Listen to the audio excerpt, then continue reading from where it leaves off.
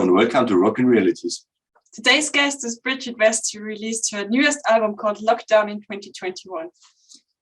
If you like our interviews, please leave a like and subscribe to our channel. Enjoy the interview. What is working now? Hello. Hi. How are you doing? I'm doing good. How are you? Good, very good. So all right, I'm going to stop shaking. I'm sorry. I'm holding my phone, so because I just couldn't get a good place that it was good Wi-Fi. So here we are. Is that okay? It's okay with me. If it's okay for you that you have to hold it the whole time, then it's good for us.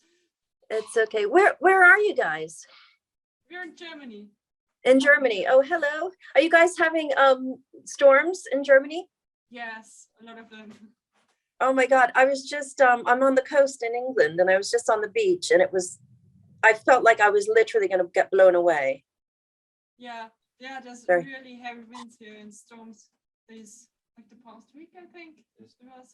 Yeah. Okay, so I'm Brijitte. Who are you guys? Tell me who you guys are. I'm Lily, and this is my brother Vince. Hello. Hello. Do you want to start? Yes. At first, we always ask, how did you get into music? How did it start? I started, well, I kind of taught myself how to play guitar when I was about, it's like 12 or 13.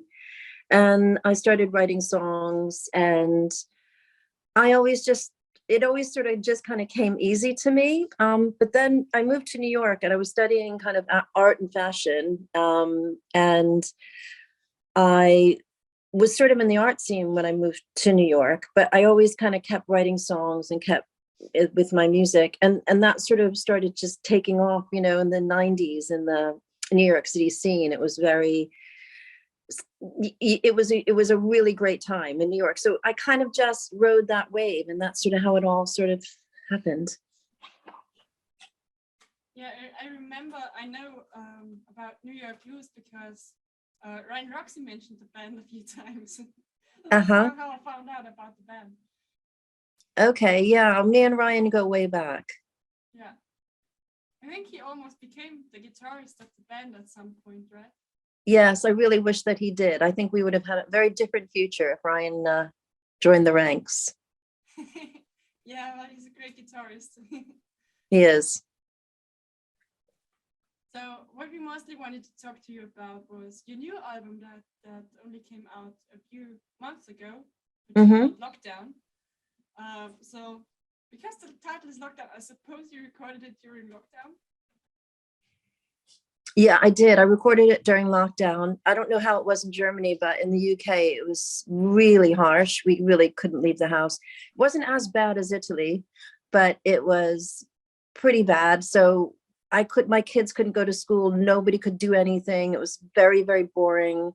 And I just realized that everybody was in the same position. So I decided just to start to, I just did some songs on my Facebook page. Just picked up my guitar and did some New York blues songs, acoustic, and a couple of other of my favorite ones. And then someone said, why don't you put those out as an album? So I had it mastered, and I did that.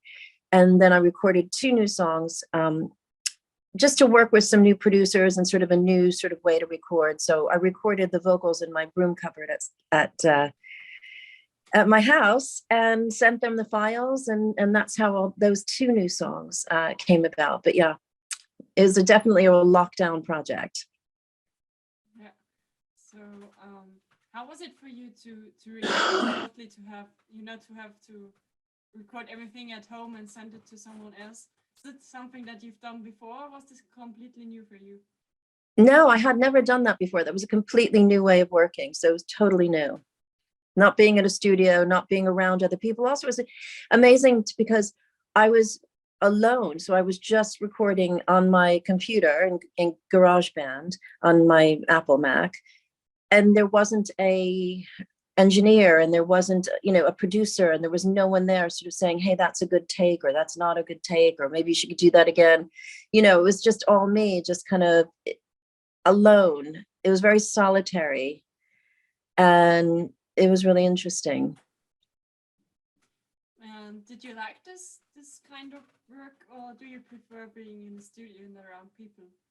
I think I prefer being in the studio around people. I really get off on the energy, especially around, a rock band and musicians and stuff. And it's much more that sort of energy I probably work best in. So the songs Let's Build a Fire and Can You Talk kind of reflect that, because especially with Let's Build a Fire, it's incredibly solemn song, very slow, very sort of laid back. And that was sort of the mood I was in probably at that time. Now I'm ready to rock again. Is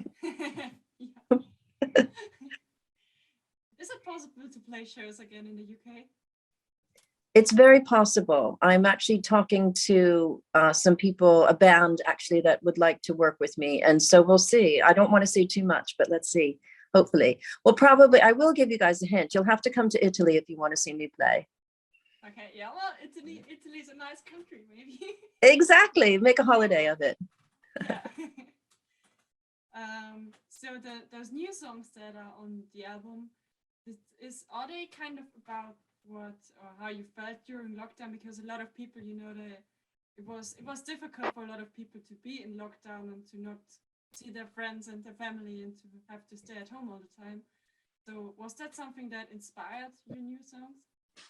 Yeah, it was. Can You Talk was definitely about, actually, I met a very good friend of mine through the process of lockdown. So because nobody could go anywhere, I just saw a couple of photos on Instagram. We started talking. We became really good friends. It just sort of happened, like all of a sudden I found someone out there in the virtual world that I had so much in common with. And, we really supported each other hugely in the process. And that song, Can You Talk, is all about that process and that kind of idea that, we're just texting each other and we're just, this virtual relationship, but let's actually have a conversation and let's look forward to the time where we actually can meet in person. Yeah. So the second new song is Let's Build a Fire. Yeah. Was that also kind of about this, or was it the inspiration for this song something else? So the inspiration for Let's Build a Fire is really about how when we were locked down, we were asked, we had to ask a lot of ourselves, I think. We had to ask a lot of ourselves around the idea of being isolated from our family and friends, not being able to do the things that we used to do, that we used to love. We were suddenly in almost sort of in a forced isolation and a forced sort of sense of reflection. And when I started to really think about Let's Build a Fire, that song, I really wanted to talk about how we have a lot of things in our lives that we actually don't really need. And some of those things are emotional things, or emotional baggage, for instance, things we can't do anything about, things that, swirl around in our heads emotionally and torture us. Why do we do these things to ourselves? Let's just put them on a fire, metaphorically, and burn them and move on. And, I really felt, for me, lockdown was a very much a purging situation where I felt I was really letting go of things that didn't serve me any longer. And I did that in a lot of physical ways. I sold a house, I moved, I had a breakup with a very long-term relationship. I did huge amounts of changes, and all of the work that gave me the strength and the sort of the inspiration to do that was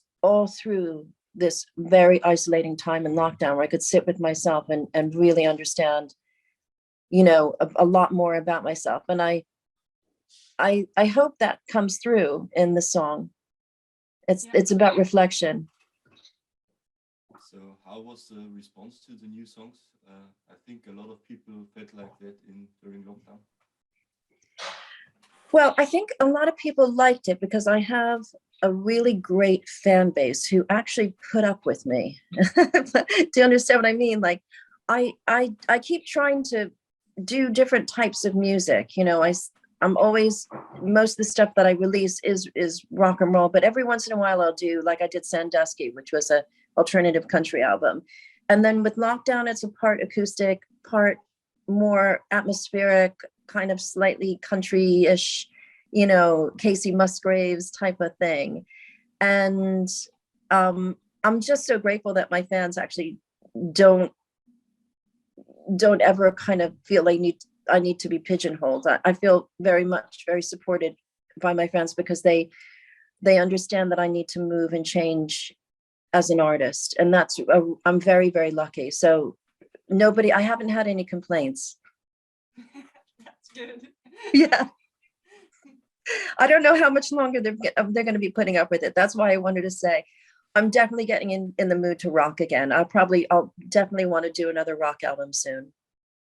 Yeah, I think there's been a long time, right, between Lockdown and the album that you put out before. There's been a few years between that.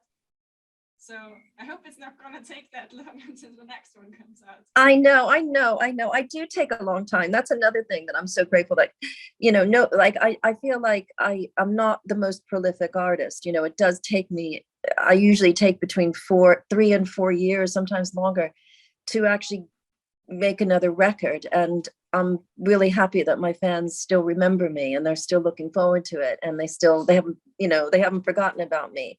But the reason for that is that I am a very busy person. I have a huge life outside of my music career. I have children, I have a business, I have, lots of things in my life, but I'll always go back to my music, and I'll always be making records. You just have to be patient. Well, that's good news that we can hope for new music. Yeah. So there's also some, besides the new songs, there's also like older songs on the album that you recorded new, but as an acoustic version. Do you think that kind of like how the songs are being received has changed as an acoustic version? Like, do you think the song changes when you play it as an acoustic version? Or yeah.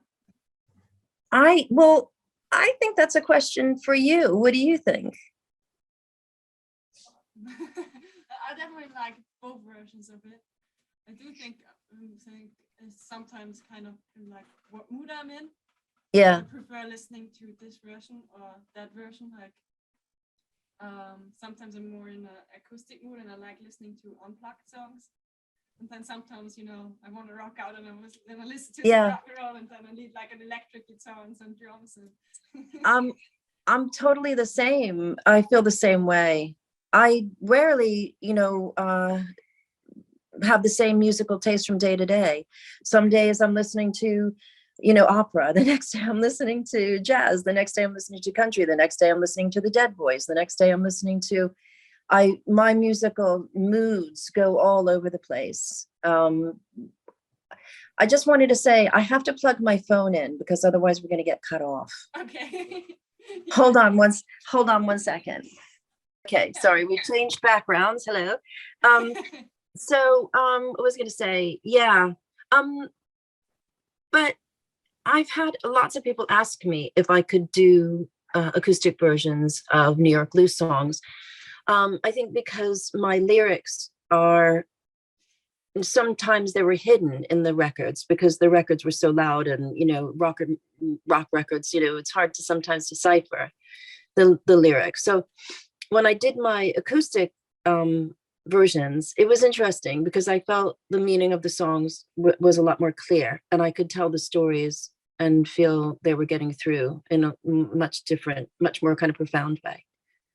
Yeah, I think one like song title that always stood out to me was Pretty Suicide, which is a New York Blues song, because you read the title and the first thought that comes in your head is like, how can a suicide be pretty? What is this song about? Exactly. Well, suicide certainly isn't pretty. It's absolutely tragic. And Pretty Suicide is about, basically, it is about a photograph in Life magazine, which, shows this woman in the 1940s who jumped off she jumped off a very, very high floor in the Empire State Building, and she landed on a car, and she landed in such a way that looked like she was completely relaxed, except for the fact that she was on the top of a car, and the car's roof was completely smashed in. So she was literally just almost absorbed into this car. And her stockings were down because she probably had those really old-fashioned, stockings that, you pull up but other than that, there was no blood, there was no splatter. She looked like very, very, very peaceful. And it is the ultimate irony, this photo, because it's a beautiful photograph of a really beautiful woman who looks very, very peaceful. But the fact of the matter is, it's incredibly tragic and dark. And I think with Pretty Suicide, I wrote that song for this woman who I actually don't know what her name is. I've never been able to find out. And in the song, I talk about how I wonder how you could have done it and why you did it. And there's all sorts of thoughts that I've had over the years about that. One of them could be, I don't know if this is true, but back then, when women became pregnant out of wedlock, it was really an awful, shameful thing. And who knows, maybe that's why, or, who knows why. But the fact is that it is an ironic thing. And it also, for me as a woman, it's also sort of a testament to the trials and tribulations that we have as women, that sometimes they are that causes us to do things, or in the past caused women in the past to do things that they shouldn't really have had to felt like they needed to do. I don't know why this woman committed suicide, but I'm sure it wasn't, it could have been, attributed to some tragedy in her life, or the fact that, some ridiculous social expectation, that she shouldn't have gotten pregnant, or, who knows. But anyway, mental illness has always been around. It always will be around. And it's a really, really sad thing. Yeah, I think it's especially also an important topic now, like mental health, and doing something about it before you get suicidal thoughts, because I think a lot of people had mental health issues now with, as we talked about, is the lockdown and everything, because it was really hard for a lot of people. Very, very hard. And anyone that's listening out there, if you feel, in any way that you want to hurt yourself or have issues with dark feelings or dark thoughts, join the club. It's a very, very prevalent thing, and you can get help. So yeah, I'm not glorifying suicide at all in this song. I'm making a commentary about this photograph as a piece of art, and also art irony, and also wondering how and why, what the story was behind that. So yeah. Yeah, I think it's an interesting story and a beautiful song. Oh, thank you very much. I really like the acoustic version of it. Oh, I'm so glad. I'm really glad you like the acoustic version. Yeah. Thank you. So the whole album, the Lockdown album, also came out as a physical release. You released it as a CD, which is available on your website. Yeah. Did you always plan on releasing it as a CD as well? Because a lot of artists don't do that anymore. Oh well, I think a lot of my fans are kind of old school, and I've always, like, the last 2 albums I only did in digital versions, and I've had so many fans going, "Do you have physical versions of them?"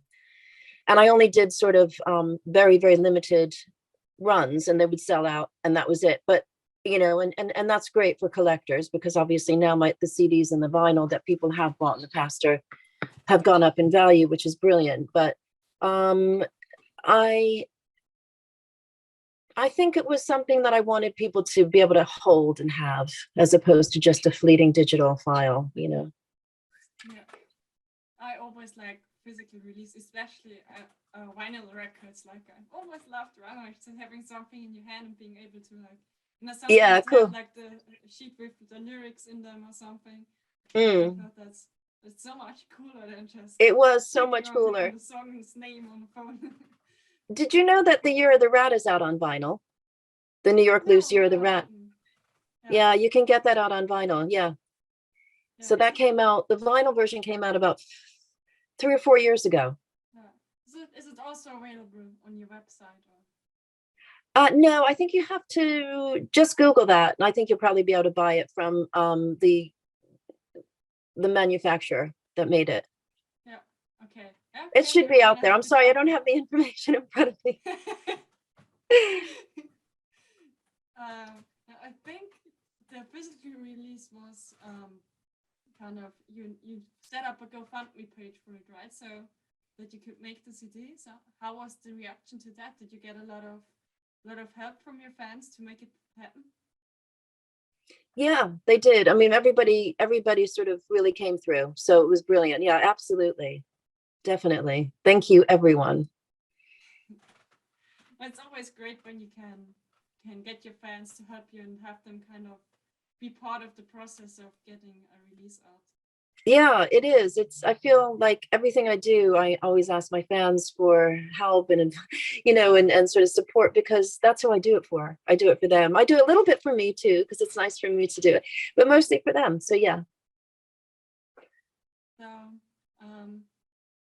another thing that I wanted to ask you was, because when you started out, there still weren't a lot of women in rock music. Actually, there still aren't, and I think there should be more. So if any girls are listening, go pick up a guitar and form a rock band. But I just wondered, how was it for you when you started out, and how is it for you now in such a male-dominated industry to work in this business and kind of always surrounded by men? And yeah, it's been, well, I think that's been difficult, and it always has been, only because, I mean, look, there's a lot of great guys out there that really supported me as a woman in a band, but then there was a lot of sort of jealousy and a lot of, this feeling that, I couldn't do it. I wasn't allowed, to do that. I wasn't allowed to stand up with a guitar and write my own songs and play. And it was just too male. Women should really, especially in the 90s, it was still sort of coming out of that 80s mentality, when it was all about, girls in bikinis and, girls, and the whole, hair metal kind of, the hair metal scene, which was all about female sort of, objectivizing females and, that kind of stuff. But, it has been hard. I'm not going to lie. I think if I was a male, it probably would have definitely been easier. But it didn't stop me, and I never really let it bother me. How is it for you now? Is it easier now? Well, now I don't really pay much attention to the music business.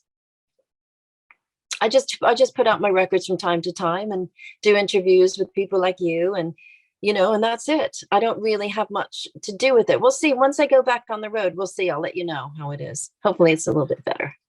Yeah. Yeah, I think I'd really be interested in that. Okay. Yeah.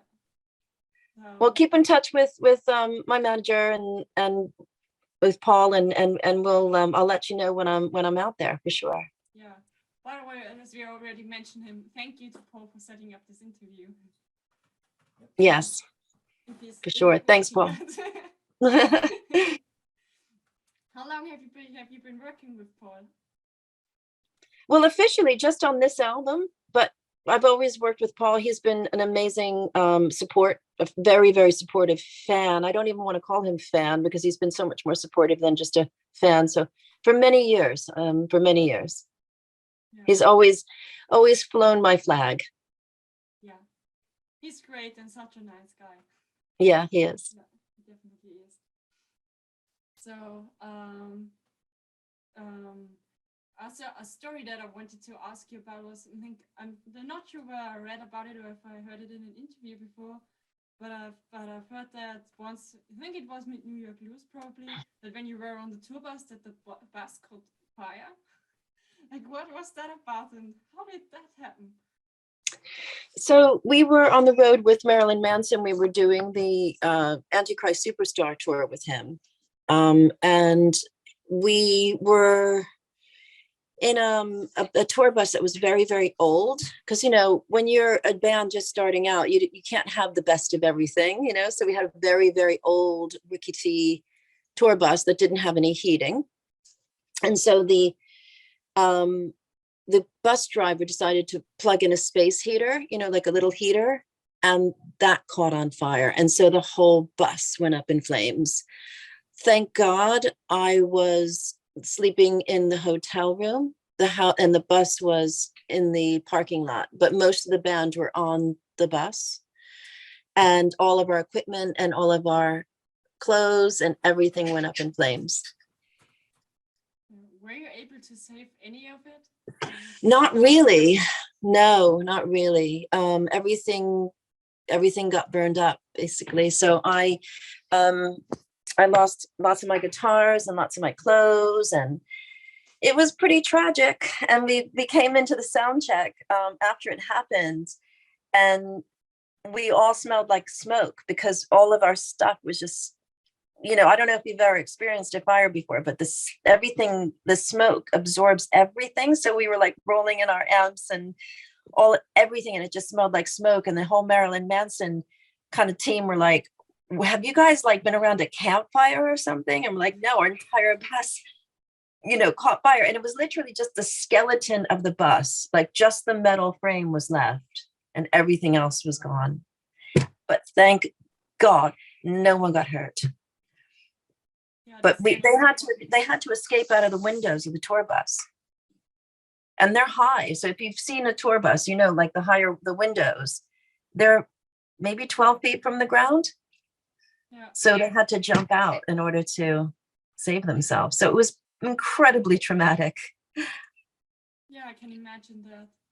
Was that like one of the craziest stories that you experienced while you were on the road? Or were there even crazier stories? I'm sorry, can you say that again? Like, was this one of the craziest stories or like moments that you experienced while you were on tour with New York Blues, or also with your solo music, or were there even crazier stories? I think as far as craziness and chaos, and I don't think you can top that one.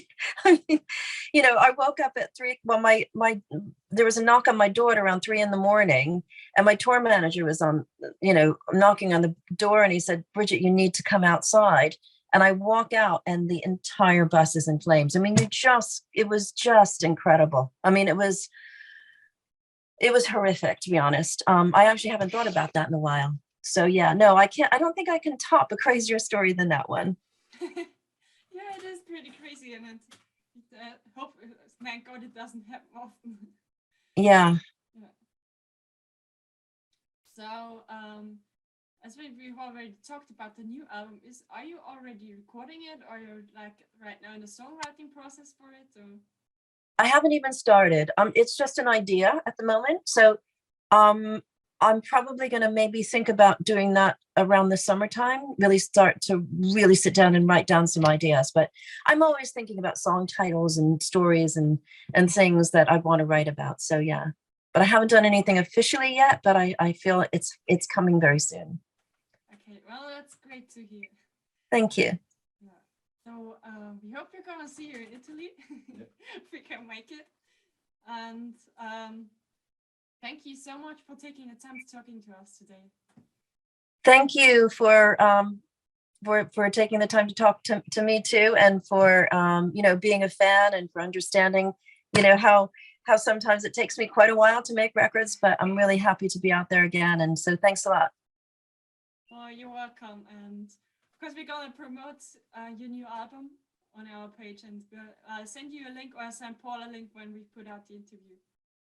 That'd be great. Thanks so much. Yeah. Oh, have a great Sunday. Yeah. Okay, you too. Bye. Bye. Thanks a lot. Bye.